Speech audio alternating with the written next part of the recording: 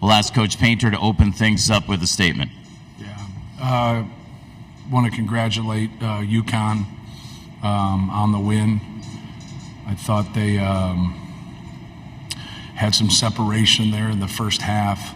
At the end, I thought we had a couple plays where they made some tough shots. We had some shots at the rim, and it just kind of pushed that lead to 6 right there. And we needed kind of a break to keep that even.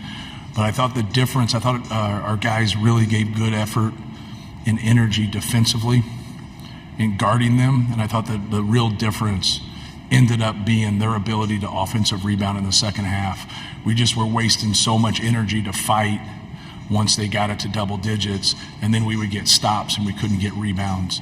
And that was just really hard for us to overcome at that time. They did a great job of staying home, and then we were going to go to the well with Zach as much as we could at that point. But in a game like this, we had to be able to rebound defensively better, and then we had to have something balance that out, and that was their threes, and they just stayed home with us. They did a really good job defensively.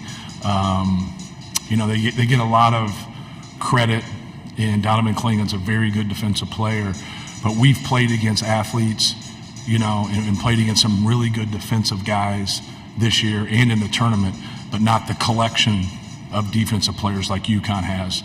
We'd play against somebody and they'd have a lockdown defender. These guys are bringing lockdown defenders off the bench.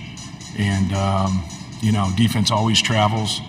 And, tip the hat to them. They were great. Danny's done a fabulous job. Obviously, they won back-to-back national championships. And congratulations to UConn. We're going to take questions for the Purdue student athletes first. If you have a question for Zach or Braden, let's start on the right side. Myron. Matt, obviously Zach has been able to carry this team in back-to-back years. How do you think he should be remembered as one of the greats in the collegiate game at his position? Is that for me? Okay, I'm sorry.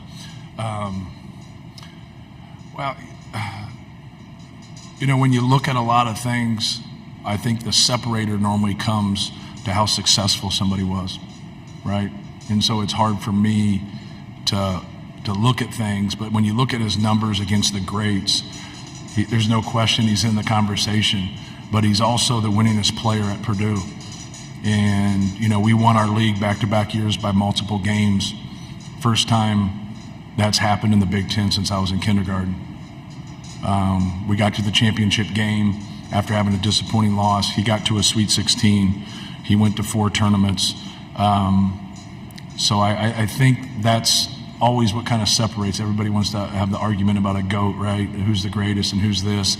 And that's the ultimate separator, because every person in that conversation is great. I think he was great in how he did it too. And so people have no idea the burden that you carry when you're as good as he is and you produce like he is going into opposing arenas and the stuff you hear. But those guys, a lot of those old timers, they didn't have to hear it on social media. They didn't have, for young people that are successful, they have to go through a lot of stuff. And, but in a way you kind of like it because it toughens you up and it allows you to focus and it allows you to push through things. I just told him in the locker room, like, you're not going to go on in life and push past here and not deal with adversity. In the workforce, in relationships, everything. You're going to deal with adversity, and he was superior dealing with adversity. He was a guy that didn't get recruited, then all of a sudden he started to get recruited, and then that picked up, and that got him on edge, and all the great ones stay on edge. And I think he's going to be a terrific NBA player, and we're really proud of him. Questions only for the Purdue student athletes. We'll do questions with Coach Painter in a few moments. On the right. Chris Hagan, Fox 59, Indianapolis. Braden, it was a nice bounce-back game for you. You hit the team's only three-pointer. You guys only tried 7 on the night, which is unusual. What were they doing specifically to make it so difficult to get looks? Yeah, they just did a really good job guarding the 3, and we got in the paint plenty of times. We just didn't convert on a lot of them. So I thought we did our job pretty well. I mean, they also did their job pretty well guarding the 3, but we just got to convert on those in the paint. Next question's all the way in the back on the left side for Dana. Dana O'Neill with The Athletic. Zach, I know it's terribly difficult to ask you to put things in perspective right now, but you've spoken eloquently about your relationship with Coach Painter and what he's meant to you. As you sit here and kind of try to process all of this, can you put some context into what this whole experience has been for you? You're talking about like in relation to Coach Paint or just in general? I don't know. It's like you said. It's tough. It's tough to think about that right now. You know, Paint. Like I've always said, Paint's someone who kind of just gave me a chance. I've been trying for 4 years to pay him back for that. But he just came in. Like he believed in me when not a lot of people believed in me. And he gave me the ball. Not a lot of coaches did that. Not a lot of coaches trusted me in that role. Yeah, sorry. It's tough for me to think of stuff like that right now. Up front, Aaron. Aaron Beard with the AP. This is for Zach as well. Kind of, obviously, you were facing off against a guy with a lot of size and talent. They were also bringing, defensive help a lot. Kind of, how did you think you were handling all the defensive attention you were getting, especially as the lead guy that had anything going tonight? It's something I've dealt with all year. Teams kind of game plan around guarding the post a lot of times when they play us. They did a good job showing, kind of mixing up some defenses, playing some one-on-one. Klingon's a great player, but I just got to play better. This is one of those games where I can't go through stretches where I'm not effective, and I had a few of those stretches today, and that was the game. Third row on the left. Claire Hanna with TSN. This is for Zach. Zach, you clearly have had a huge impact on this program. When you reflect on where you've come in your journey, what do you hope your legacy is with the Purdue Boilermakers? I don't know. I don't think that's kind of for Purdue to decide. I'm not gonna tell my own legacy, but I think for me the big thing is you can say whatever you want about me. You can say however I play. You can say whatever, but you can never say that I didn't give it my 100% every single time I stepped on the floor, every single time I went in practice, and that's what I always hang my hat on. I came in and I never didn't give it 100%. Final question for the student athletes from Purdue up front. Braden, what is it about Zach in the 2 years you spent with him that you've enjoyed the most, and what is it about Zach that you will miss the most when he leaves? Yeah, man, I just enjoyed just playing with him. I mean, he taught me so much. I went from 6'4" centers to 7'4" centers, so definitely a huge change. But just being with a guy like him, I mean, he's a 2-time National Player of the Year, and he's the most unselfish person you'll ever meet. And like Coach Paint said, like, he gets more hate than anybody for no reason. Like for what? That he's just out there dominating everybody? Like, it's just stuff like that. I mean, he's just going out there just enjoying the game that he loves. I mean, he hasn't played it for long, and just to have somebody like that just wants to go out there and play because that's what he loves, and people want to give him crap for it. So just seeing that makes me kind of admire him a little bit more, because I realize, like, hey, you're the top of the game, and you're still getting hate on just because you love the game. And then when he's gone, just who he is as a person. I mean, he's just a great dude. Great dude. We want to congratulate Braden and Zach on a great season and the run to the title game. They're going to head back to the locker room now and join their teammates. The Purdue locker room should be open until about 9:21 p.m. Thanks, guys. If you have a question for Coach Painter, please raise your hand. We'll send a microphone stored in your direction. Let's start up front on the left. Michelle Gardner, Arizona Republic. Coach, can you talk about the three-point percentage? You guys came in one of the top teams in the country in that. You didn't even get off that many shots. So what were they doing to take that away? Yeah, they were just going to let us play one-on-one in the post. You see the 25 attempts that Zach had. And so, like, for us, we're just going to throw him the basketball and keep going and just be able to keep going to the well. You hope through the game and, like, what you do, like, that we could loosen that and get them. When you play in the NCAA tournament and you win 6 games, and they led for, I think, everything except 6 minutes now. I think it was like 4 minutes and 20 seconds or something. So just kind of think about that. You got to get them on their heels.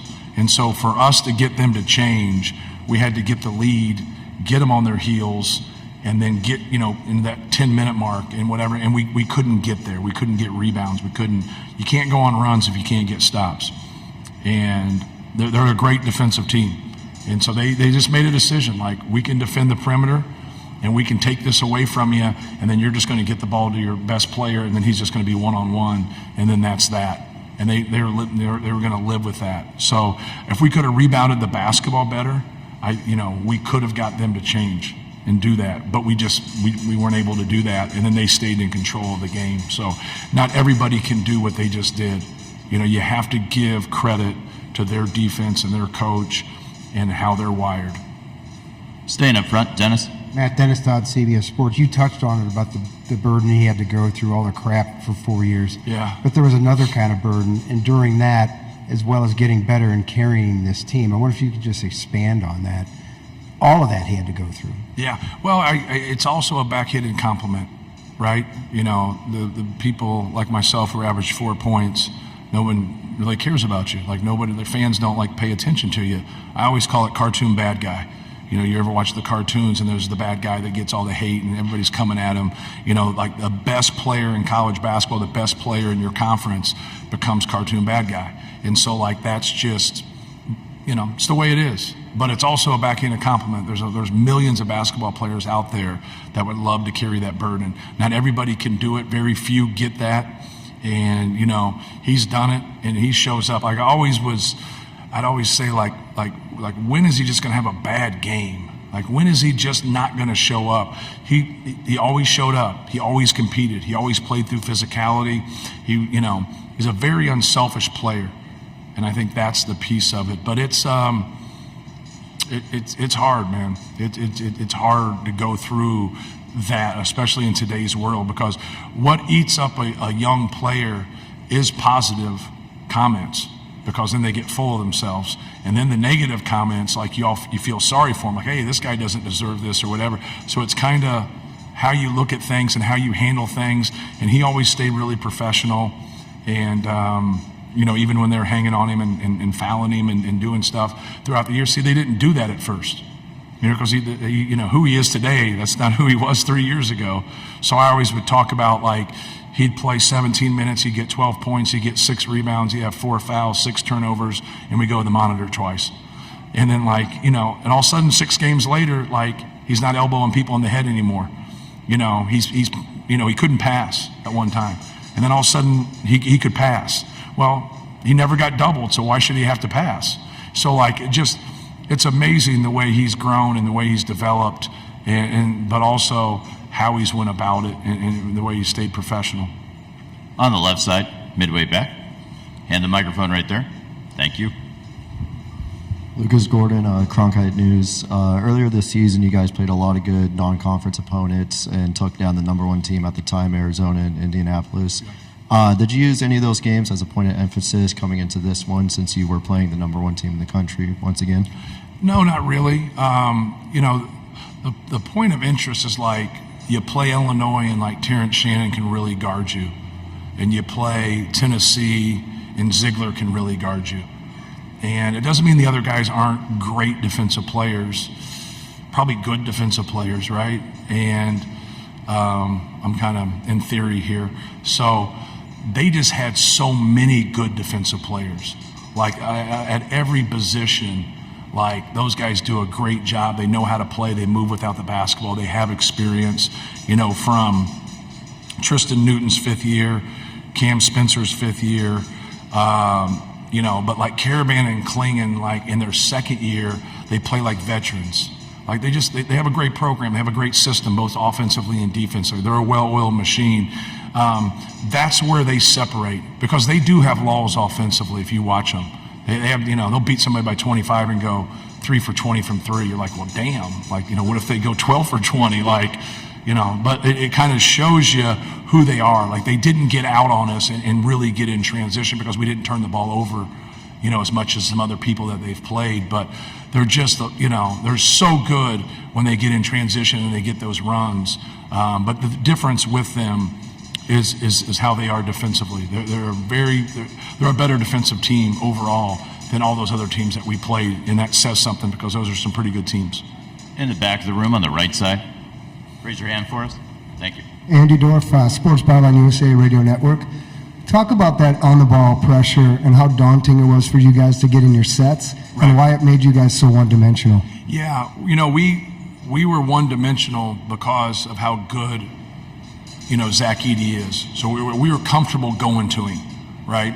We were comfortable continue to do that because that's what they're giving you. When a great defensive team says, okay, here's how we're going to play it, and you want to fight that and you want to take tough bad threes are going to be runouts for them. And that's what we really talked about. We kept showing those clips, and guys, you hear people say, they get thirsty. Three-point shooters that don't get looks now start take ones that they shouldn't take, and now that for them, they're just going to go score at the other end. So that's what we were talking about. Just take what they give you. If they take something away, whether it's Zach's post up, Braden's ball screen, our threes, we still can get a quality shot.